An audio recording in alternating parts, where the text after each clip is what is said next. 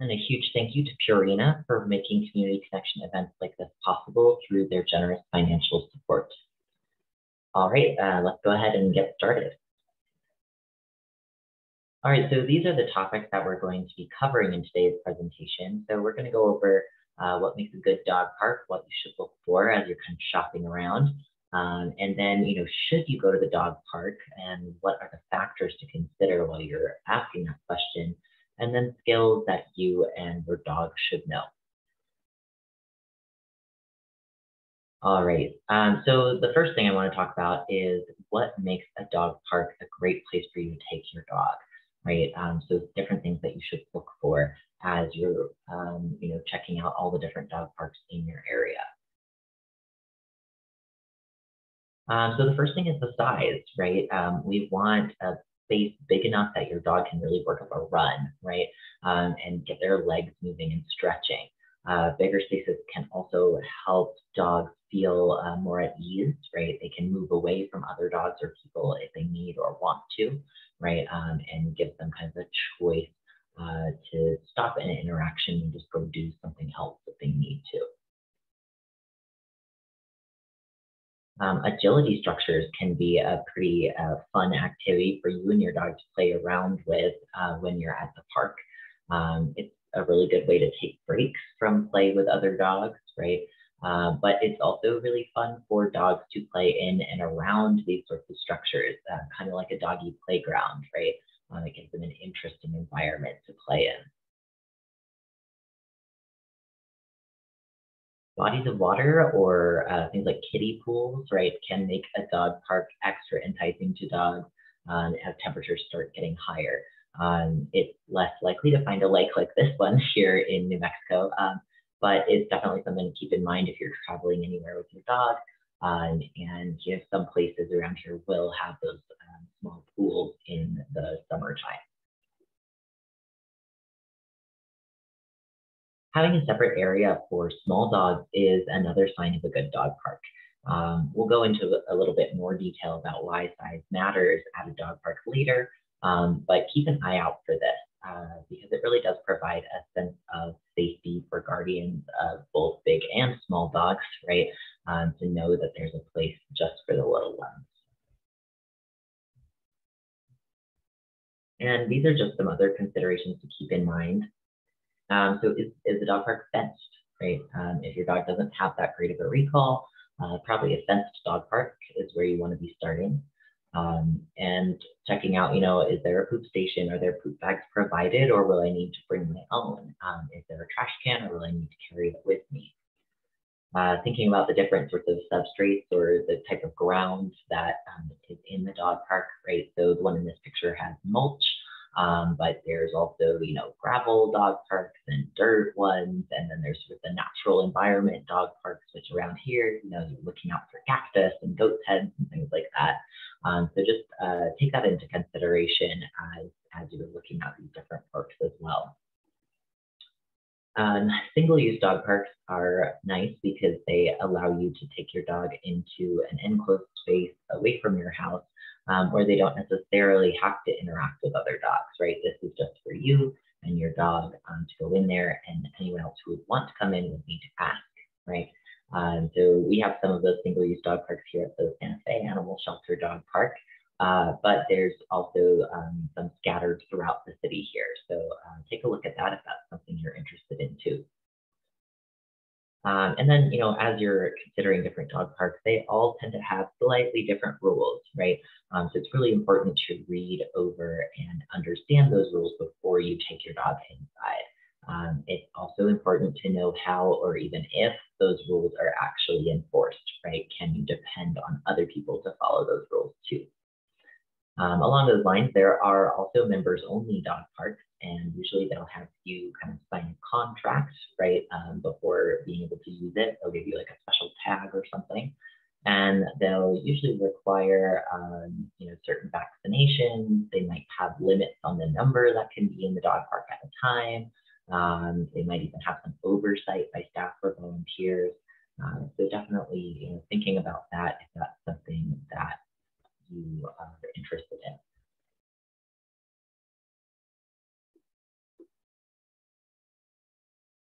All right, so next we're going to talk about, should you go to the dog park? Lots of people will ask us this question, and the typical answer is, that's your decision, right? But there are a lot of important factors to consider about you and your dog and the park before you decide whether or not going to the dog park is for you. Even if you have already decided to go, these are important concepts just to keep in mind while you're there. Okay, so the first thing to think about is that all dogs are individuals. And what I mean by that is, just because you have a Malinois doesn't mean that they're going to be aggressive, or, if you have a Golden Retriever, that they're going to automatically love all the other dogs and people at the dog park, right? Looks don't equal behavior. So genetically speaking, less than 1% of a dog's entire genome actually goes into determining the physical characteristics of that breed. That's a very, very small percentage, right? And like you can see in the infographic here, right, in brachycephalic dogs, that's dogs with kind of the flatter face, that's just one gene that changes the size of their muzzle so drastically. So that could kind of give you a good idea of how much that one gene can affect, but also just the number of genes, right? The number of genes that go into physical appearance is going to be way less than the number of genes that go into brain development and function or behavior and personality, right? So definitely, considering that as you're thinking about the individual dogs that you have and also that you're seeing at the dog park. It's important that we don't assume anything about our own dogs or other people's dogs based just on what they look like, right? Especially with mixed breed dogs or adopted dogs, right? Because there's a lot that can influence the dog throughout their lives that we just can't possibly know from looking at them.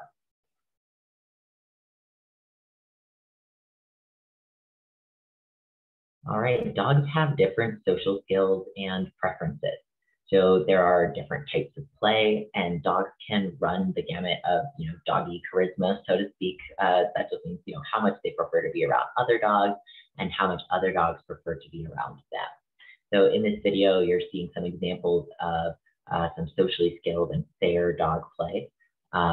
So here in this video, the brown dog is a little bit tenser and more excited than the black dog, right?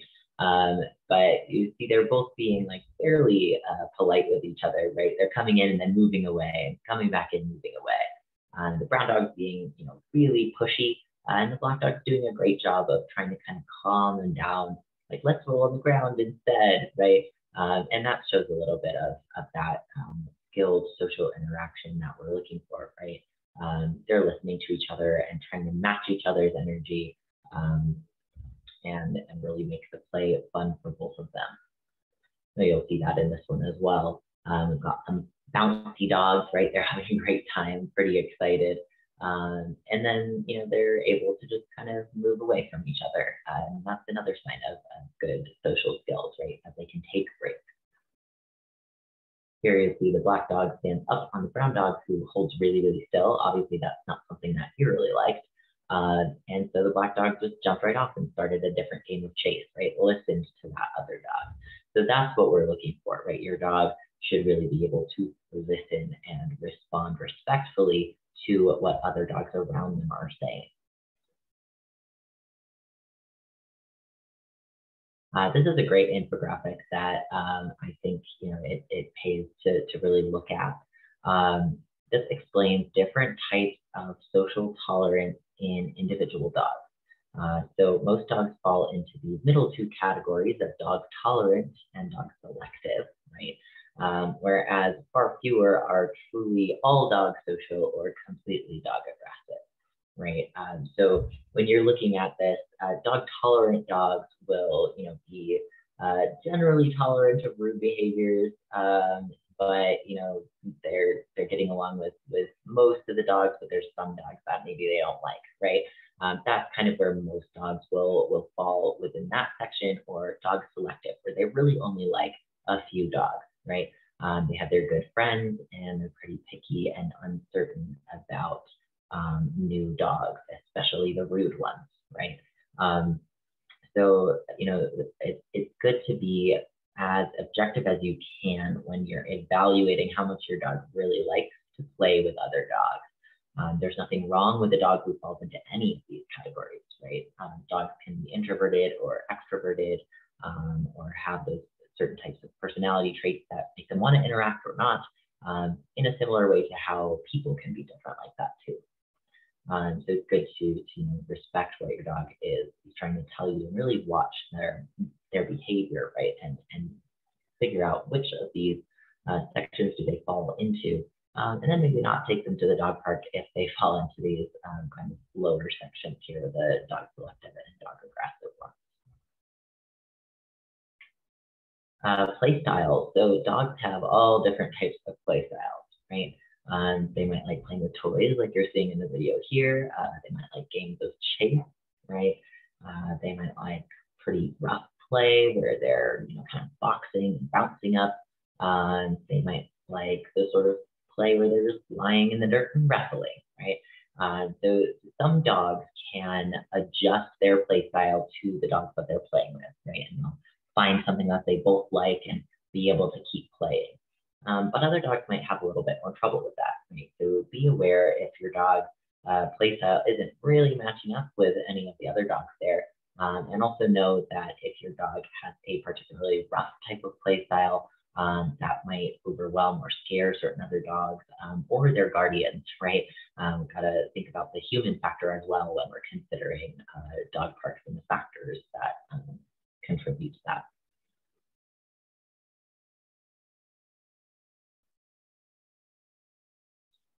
All right, so size is a really important factor to consider when you're spending time at a dog park. Ideally for the most fair and equal sort of play, all the dogs that your dog is engaging with should be probably within 20 or 30 pounds of their body weight. So if your dog weighs 45 pounds, you probably wouldn't want them playing with a 145-pound Great Dane or with a teacup Chihuahua, right? And the reason for that is just because if those two dogs were to have any sort of altercation, it's very obvious who would be able to inflict more damage, right? It can be pretty dangerous for the smaller dogs. We want to be careful of that. That's not to say that large dogs and smaller dogs can't get along. They can, and in fact often do, right? Some large dogs even prefer playing with smaller dogs. But you really want to know how your dog does with small dogs before you bring them to the dog park. And if you have a small dog yourself, it's good to be aware that not every guardian of a large breed dog is going to know how their dog actually does with small dogs. So, just kind of keeping that in mind and then thinking about too, what I mentioned earlier, right, where there are separate small dog parks that you can take your dog to where they can play with other dogs of a similar size if that's something that you're worried about. All right, so some other considerations, past behavior. So how has your dog acted around other dogs before, right? Have they had good interactions or have they been kind of questionable interactions? And if you've adopted your dog recently and you're just not sure, what do you know about their sociability, right? Did they tell you that they were socially unskilled or socially skilled, or did they not mention it at all, right? So just kind of keeping all of that in mind. Predation is a good one to consider as well, right? If your dog has ever gone after any sort of small creatures like lizards or rabbits or something like that. Sometimes with some of the dog parks around here, you're going to see those animals at the dog park. It's knowing if you can call your dog off a chase, if they're able to catch those animals, and also how they might react to other dogs that get in between them and the animal that they're chasing, right? So if you have a dog with a really high prey drive, that might be something to take into consideration as you are trying to decide whether to go to the dog park. And then stress and thresholds. So this pyramid here on the screen is called the hierarchy of dog needs. And it just shows all of the things that a dog needs to have kind of a satisfactory life, right? They have their biological needs like food and sleep. They have emotional needs, right? Where they need to feel safe and secure and trust the people and dogs in their environment. They have social needs, right? That's kind of what we're all looking at the dog parks for, is those social needs. And at any point, if any of these are disrupted, right, that increases their stress level. So think if they haven't gotten enough sleep, or maybe they didn't get all of their food yesterday, so they're a little bit hungry, right? Something like that. Those are things that can add stress into these situations, right? Things like moving recently, or changing your routine, or just recovering from being sick, right? All of those things are also going to be affecting our dog's emotions and how well they can handle things. So if your dogs have been recently stressed by any sorts of events like that, they're going to be much easier to tip over threshold, which just means that they're going to be really, really excited, or maybe fearful, right? Where they're just more emotionally charged up, and that can result in some unsafe interactions between dogs at the park. So keeping that in mind too. There are certain factors that increase risk, right? Is your dog older, or disabled, or they're very shy or sickly, right?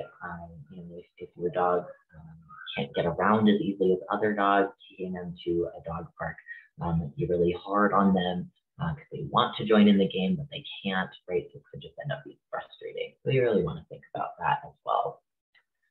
And then, do you trust your dog off leash, right? When you go to a dog park, the best idea is to have your dog off leash. And the reason for that is being on leash can cause a lot of tension, right? If they were to pull against the leash and kind of hit the end, that adds this element of like restriction and lack of choice that can, again, spike those stress levels up. If a dog runs up to them while they're still feeling like restricted and stressed, they might get upset with that. Whereas if they were off leash, that would be totally fine and they'd engage in play, right? So if you're not able to trust your dog off leash to check in with you, then it's probably not a good idea to take them to a really big dog park, right, where they could get very far away from you. So definitely think about all of these different aspects when you're considering whether or not to go to a dog park. Then, of course, this is probably the most important factor. Does your dog actually want to be there? So like I mentioned earlier, if your dog isn't really having a good time, or if they're stressed or cowering, if they're not even engaging with other dogs, or they're snapping at them, trying to get them to leave them alone, it might be a good idea to just take a break, or opt out at dog parks altogether. Not every dog is going to want to be there.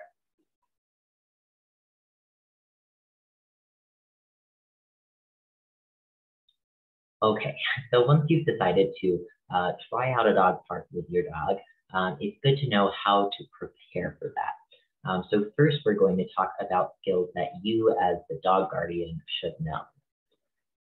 The first thing is something that may seem pretty obvious, but it's important to supervise your dog while you are at the park. So this isn't the time to be, checking emails or scrolling through social media or talking to your friend on the phone, right? Supervision, and especially active supervision, which you see at the right side of this chart here, is what we're looking for at the dog park. Now we can separate supervision out into these 5 categories. One where the owner is entirely absent, right? And then the others kind of progressively going up to an active supervisor. So passive supervision looks kind of like this, where the dog is at a distance from their guardian who isn't even looking at them, right? This is dangerous because there could be, unfriendly dogs or unsafe interactions happening around you that you aren't aware of. And it's also not very courteous to others in the park, right? Thinking about, if your dog goes somewhere to do their business and you don't see that, then you can't pick it up. And that's another thing that we should all be doing as responsible dog park visitors, right? And so that, and then also if your dog is instigating, kind of unsafe interactions, or they're being very pushy, or just behaving in a way that another dog isn't enjoying, and you're not around to see that and do anything about it, that's, you know, that's just not very nice to the other people who are there trying to enjoy their time as well. This is a video that shows some active.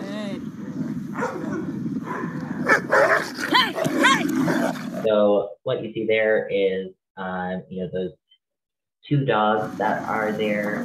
The dark brown one pulled off that other dog. He doesn't leave, right? Still very close to his feet, and then goes for him. And of course, that's not something that they want. A state of tension, and then the human intervenes, right? And by then it's too late, right? They're already fighting, and yelling and running towards them is just going to make it seem like an even bigger deal, right? Kind of adding fuel to the fire, right? And other dogs are already going to want to get in on that.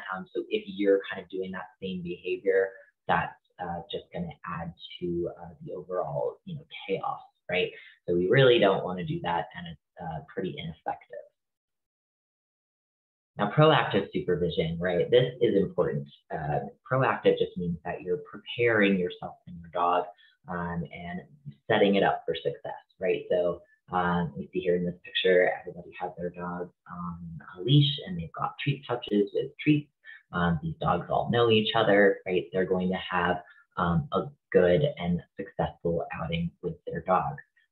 At the dog park, right, that would look like brushing up on these skills that we're talking about, making sure that you do have the treat pouch handy, right, so that you can reward your dog for those good behaviors that you see, and have a way to recall them if you need to. And just making sure that your dog is familiar with the space, right?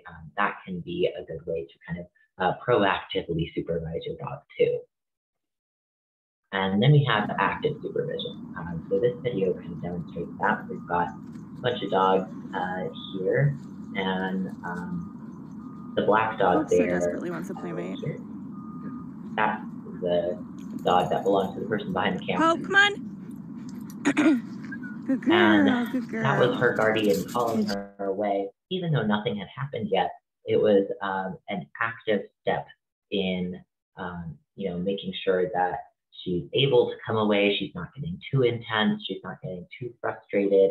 And there are those small dogs there, right? So making sure that she's not being, you know, intimidated, right? That person is grabbing onto their dog. And like I mentioned before, that sort of a additional tension can make a dog really upset. And since Hope was kind of moving in the direction of the small dog, that was a perfect time to call her away, right? She hadn't done anything, nothing was going wrong. All of those dogs were still happy, but it prevented a potential situation of stress. And that's what we're looking for in active supervision.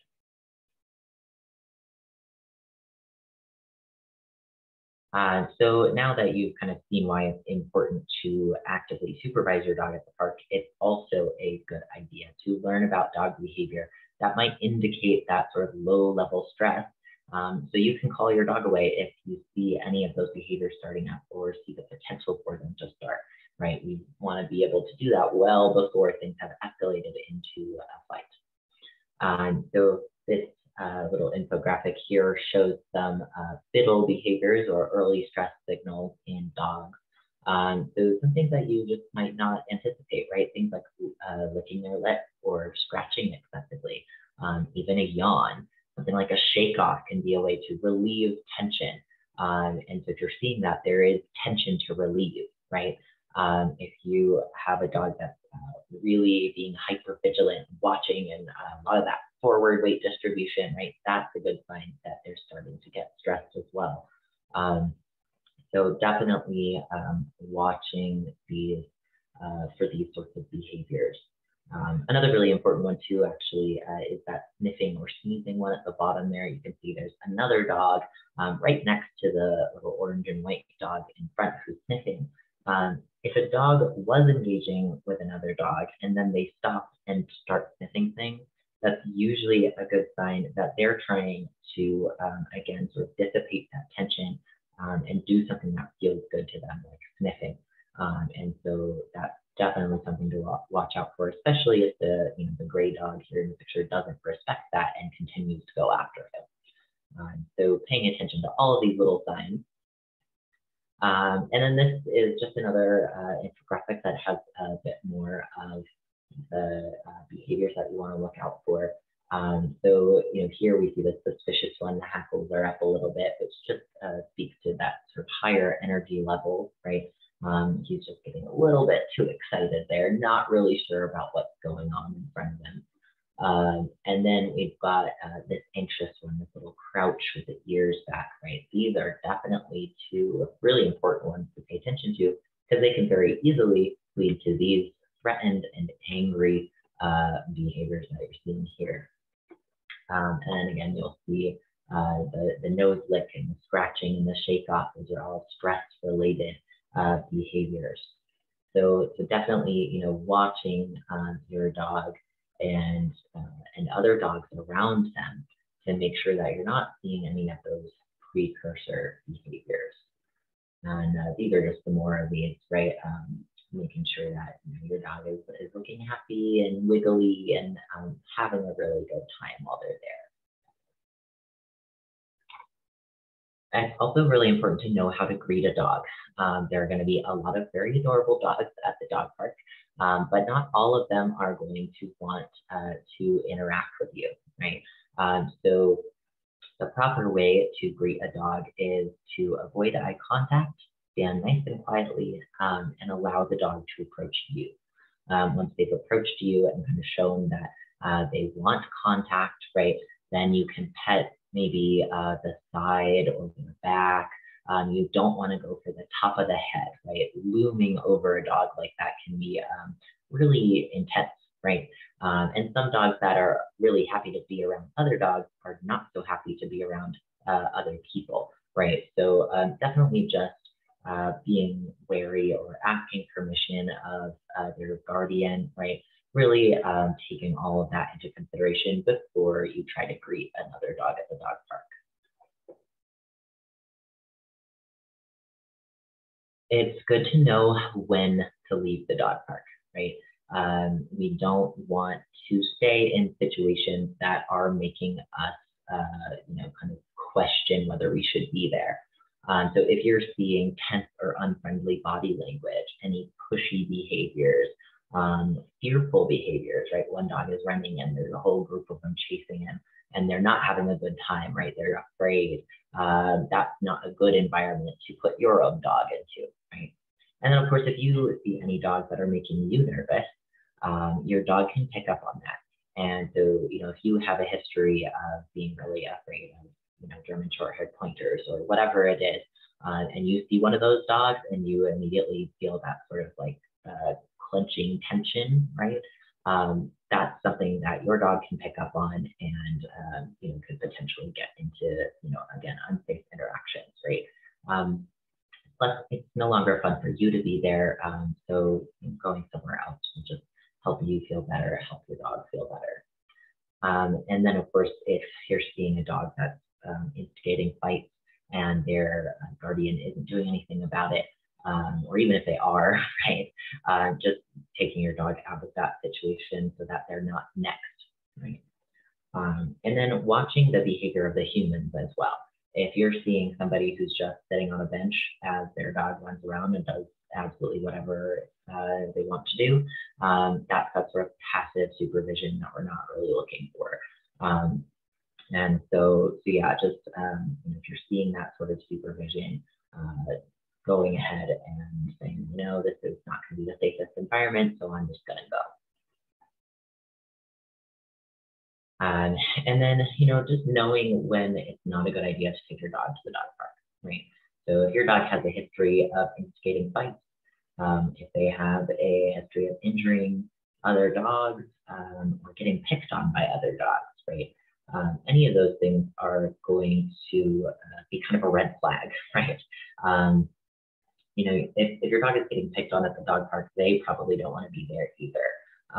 If they have that history of injuring or instigating fights, it's going to make things really chaotic for other dogs and their guardians and really unsafe, right? So just, being, again, really honest with yourself about how your dog has acted and whether or not you should actually take them into the dog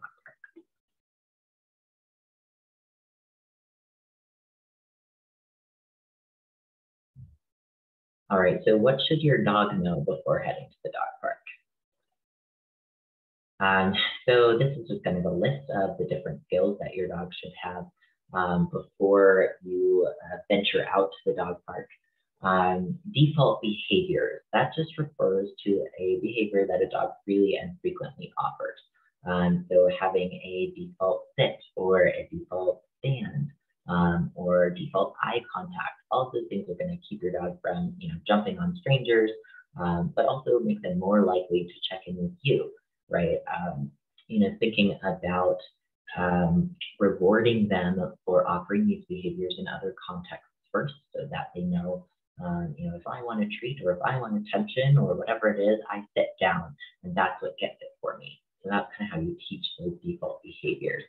You don't have to cue those ones, they just offer them to you because they know they're a good decision. Bite inhibition. This refers to your dog's ability to use their mouth at varying degrees of pressure without injuring. This is extremely important for all dogs to have in all situations, but definitely at the dog park, right?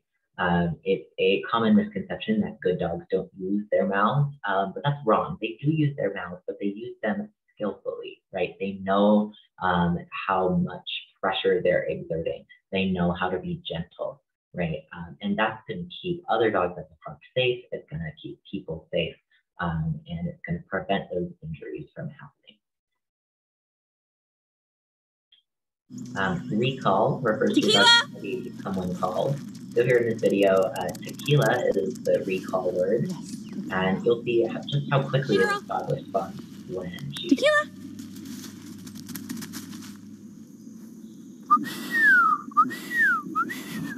That's another example of a whistle recall. Hope, tequila! Such a booger. So this is a really important skill for them to have when you need to call your dog away from an interaction with another dog, right? Ask them to move away with you if you need to do that. Then we have check-ins, and check-ins are really, really important, whether on or off leash. So here in this video, you're seeing on-leash check-ins. Every time the dog just offers that look, there's a click and then a treat follows. That's letting the dog know, yeah, that's going to be really rewarding for you every time you do that. So practicing this, again, in other contexts, really rewarding any kind of check-in that the user just glance in your direction, or whether it's running back over to you, like the dog is doing here. Just really making sure you're always rewarding those types of behaviors, so that your dog knows it's going to be a good decision to come back to you. Some other really important skills for your dog to have is something like a decision-making skill. You can also think of this as being independent enough to make good choices without you having to give them a cue or a command to do that. That can really help, again, in those sorts of situations where maybe there's some sort of interaction going on between two other dogs, and dog's like, oh, what's that? And you'd really rather they not go over there. If they know how to make those good decisions and know what's worthwhile to them, they'll check in with you instead, right? They'll look towards you, you can offer them those treats. And then we also want to talk about reliability. And that just means that your dog will offer the behavior when you ask them to do it 100% of the time in all contexts. So this is a video of a dog being called away from a deer. So here you can see the deer is kind of up on the hill, and the dog has just caught sight of them.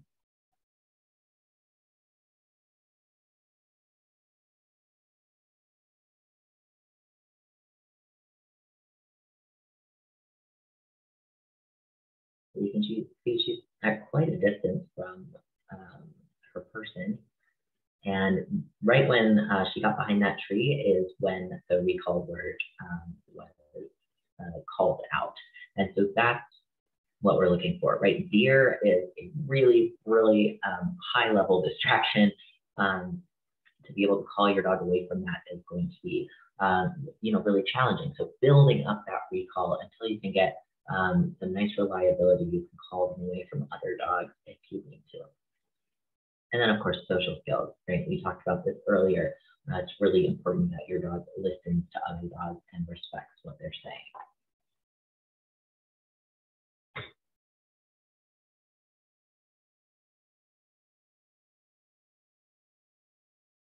All right, so we talked about a lot of different skills, right, that you and your dog need to know. So some next steps that you can take is joining us for our online group training classes. We teach pretty useful skills like default attention, sit, settle, recall, and a bunch of other ones that can be really helpful in these contexts as well. We have classes for puppies and for adult dogs. So definitely, if you're interested in those, checking out our group training class webpage and signing yourself up if that's something you're interested in. You can also reach out to our behavior help desk for assistance with any specific behavior challenges or questions that you're having. And you can do that by emailing us at training@sfhumanesociety.org or calling the number here on the screen.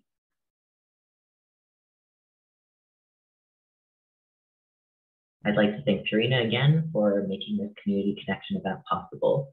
And thank you all for watching this talk. We really appreciate your support. And if you learned even one thing from this presentation that you found useful, please consider donating so that we can continue to provide these services free of charge to the community. Again, I really appreciate your time here, and I hope you got a lot of good information. Thank you all for supporting this